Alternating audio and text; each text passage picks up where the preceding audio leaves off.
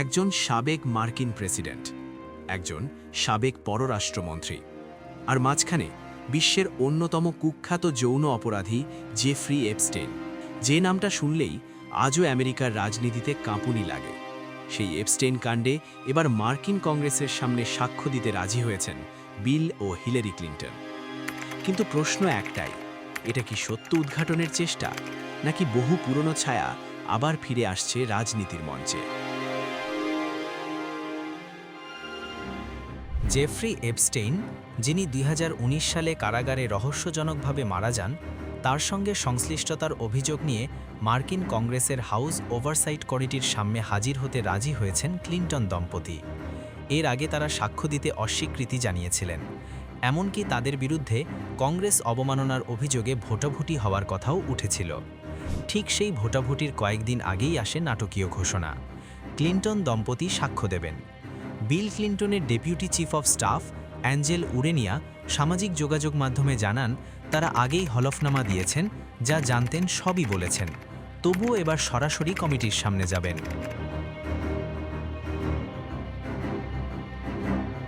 তবে প্রশ্ন থেকেই যায়, বিল ক্লিন্টনের সঙ্গে এপস্টেইনের সম্পর্ক কতটা গভীর ছিল? এপস্টেইনের ব্যক্তিগত উড়োজাহাজের লগ বই বলছে, ২০০২ ও ২০০৩ সালে বিল ক্লিন্টন ৪ বার আন্তর্জাতিক ফ্লাইটে এপস্টেইনের সঙ্গে ভ্রমণ করেছিলেন।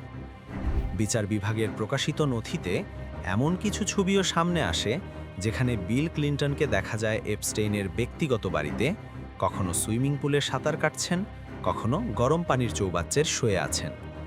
যদিও ক্লিন্টনের দাবি এগুলো বহু বছরের পুরনো ছবি, এপস্টেইনের অপরাধ প্রকাশ পাওয়ার আগেই তিনি সম্পর্ক ছিন্ন করেছিলেন।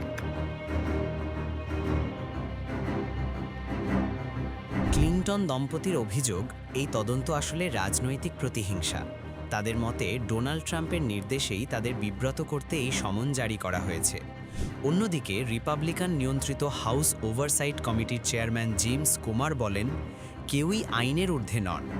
এখানে প্রশ্ন ওঠে, তদন্ত কি সত্য খোঁজার জন্য, নাকি আসন্ন নির্বাচনের আগে রাজনৈতিক পয়েন্ট স্কোর করার কৌশল?